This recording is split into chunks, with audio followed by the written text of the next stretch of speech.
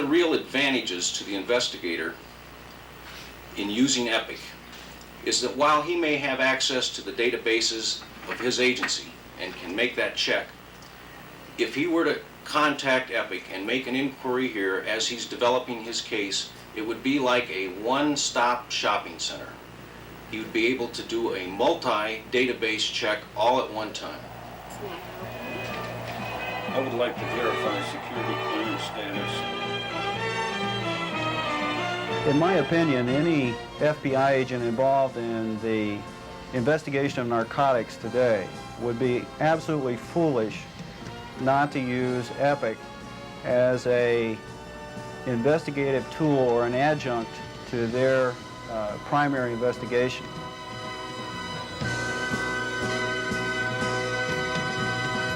Could I have the aircraft number, sir?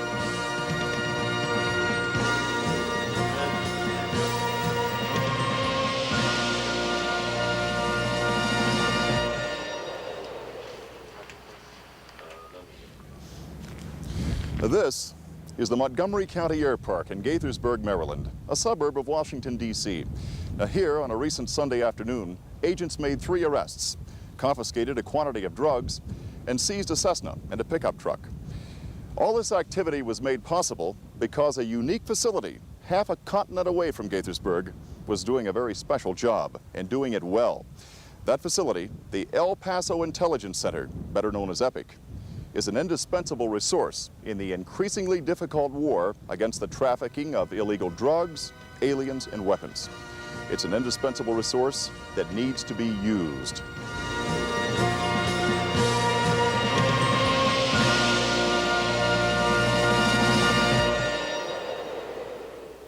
EPIC, housed in this unpretentious building in central El Paso, was established by the Drug Enforcement Administration and the Immigration and Naturalization Service in 1974. Its goal at that time was to help combat the thriving traffic in illicit drugs along the U.S.-Mexico border. EPIC met that goal so successfully that its scope was expanded. No longer would it serve only the Southwest. Its innovative contribution to law enforcement would be available throughout the world. El Paso Intelligence Center. Yes, sir. Your name? Okay, the control name? El Paso Intelligence Center. Either by telephone or teletype, EPIC takes hundreds of inquiries daily. In a sense, these inquiries, which come from all over the world, activate the center, operating 24 hours a day, 365 days a year. EPIC is designed to collect, to process, and disseminate information concerning largely drug trafficking. EPIC is also responsible for providing tactical intelligence to federal and state law enforcement agencies. A select group of people meets that responsibility. They're drawn from EPIC's lead agency, DEA, as well as the Immigration and Naturalization Service, the Coast Guard, the Bureau of Alcohol, Tobacco, and Firearms, and the Customs Service. Now, taken together, these people make up an interagency task force uniquely qualified to handle EPIC's major functions: the provision of complete and accurate intelligence on drug movement by land, sea, and air throughout the world as it relates to the United States, tactical support through the exchange of time-sensitive information dealing principally with drug movement, and support through the intelligence process of other programs dealing with problems such as alien smuggling and weapons trafficking, important to EPIC's participating agencies. In dealing with the aliens that apply for entry into the El Paso port of entry, we encounter a lot of aliens from the Central American countries, Colombia, Guatemala, and so forth. And to actually find out any existing records, we find that EPIC is the best and the only source that we can make inquiries that give us a definite answer. Our records are limited in immigration, therefore EPIC is actually a tool that we could hardly do without. The person who runs EPIC is known as the special agent in charge. Among other things, the SAC must see to it that the center's 2 main components, the watch section and the analysis section, are working well, both individually and as a team. EPIC is broken down into 2 primary sections. One is our operations section, the other is our analysis section. Our operations section is the 24-hour-a-day, 7-day-a-week action-oriented part of EPIC. This is where the inquiries are phoned into or sent into by hard copy, and our people answer those requests, do some research, check databases, and get back to the investigator making a query in a real-time fashion. Our analysis section, on the other hand, looks at all of the data that comes into EPIC, makes determinations on what of that data should go into our databases in support of the operations section. In addition, our analysis section works with special products, special assessments and evaluations, and trend assessments. Requests coming into EPIC are received by watch personnel and recorded on an inquiry sheet. Date and time are noted, as are the source of the request, the requester's phone number, the case number, and the file title if it's known. There are 5 major categories of subject information recorded on the inquiry sheet: individual, aircraft, pilot, vessel, and vehicle. Center. Yes, sir. Your name, sir? And your agency? Where are you located, sir?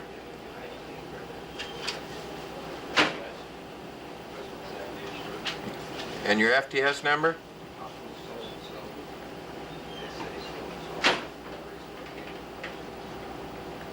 Yes, sir. And what can I do for you?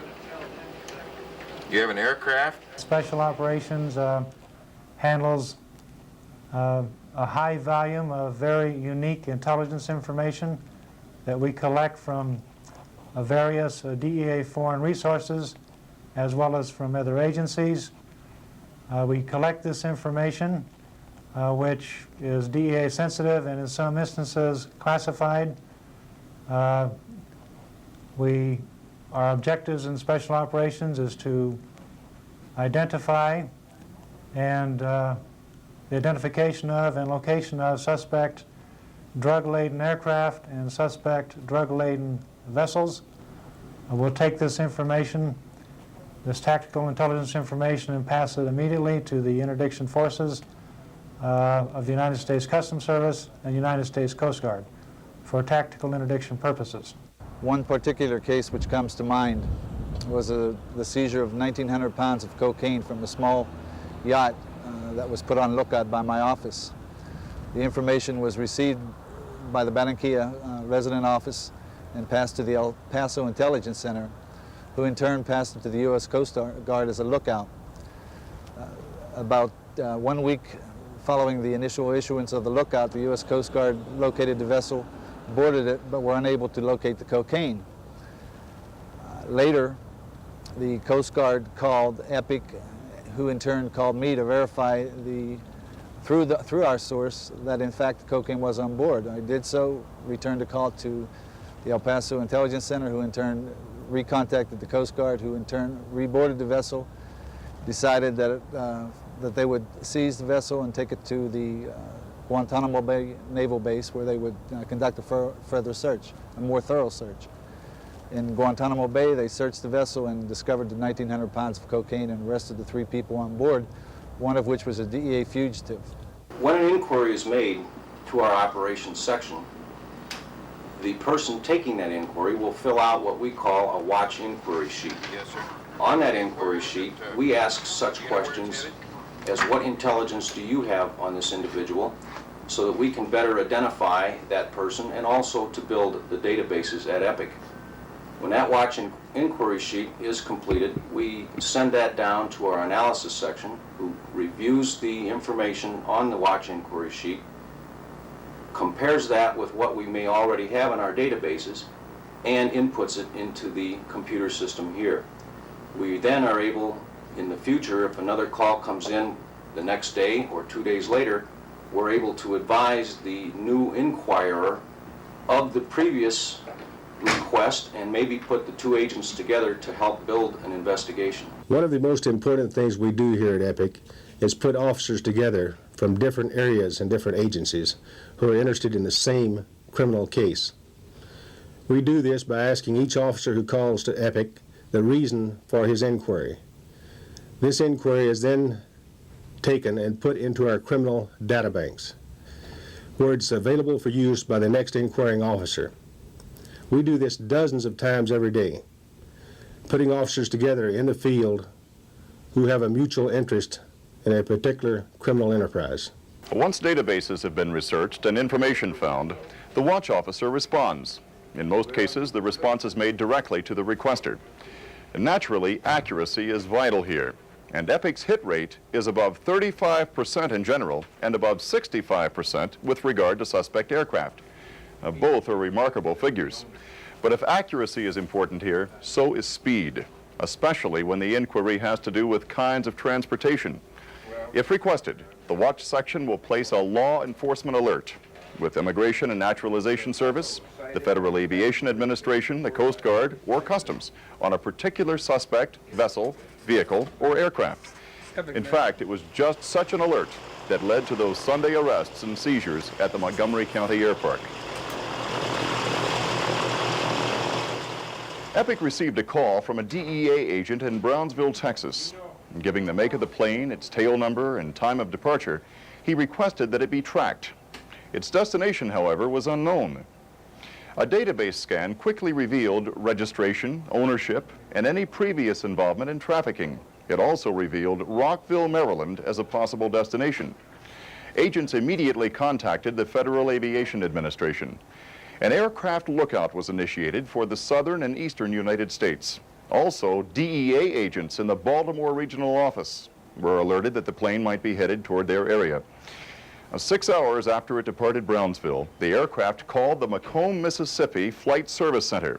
Its pilot asked for the weather in Washington and Baltimore. Macomb was aware of the lookout and contacted EPIC.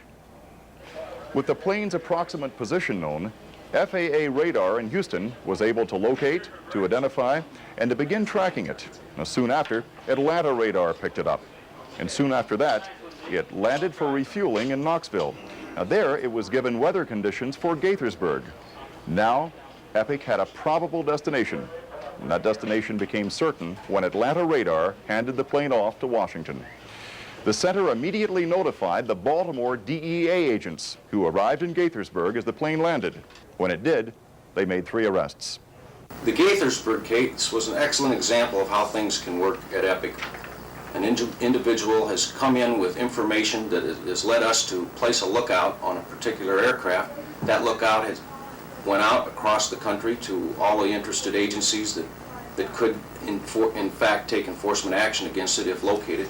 And then we saw the aircraft located, and the action was taken, and it turned out to be a successful operation. These kinds of lookouts are being placed at EPIC on a regular basis. In fact, we probably are placing nearly 7,000 lookouts a year. State agencies have been utilizing EPIC for several years now.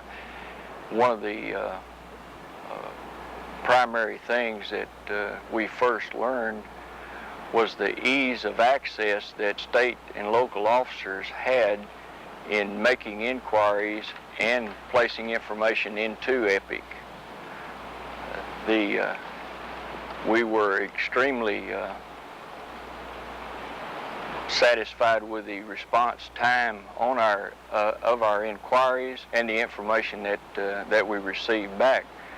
Of primary interest to state and local officers was information provided by EPIC on a timely basis of other investigations which were being conducted throughout the United States on organizations which we may have small bits of information on.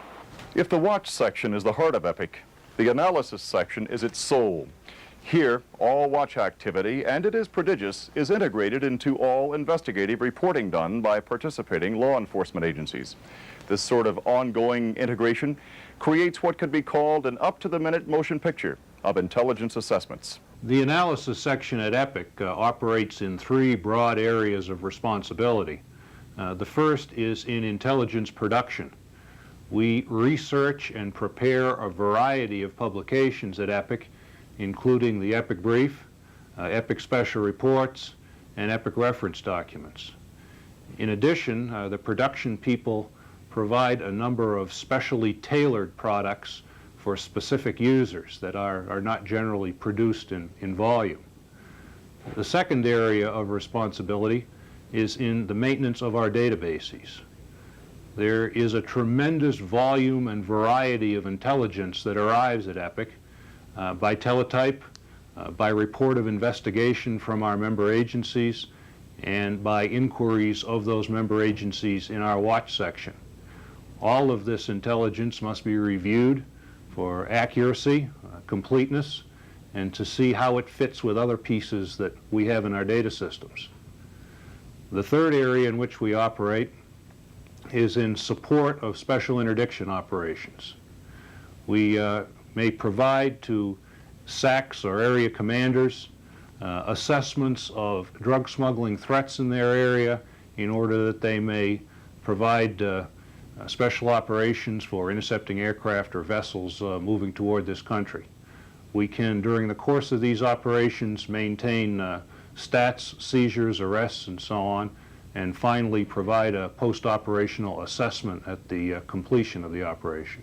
One of the primary functions within the analysis section is the maintenance and quality control of the 20-plus databases within the Internal Intelligence Terminal, or IT.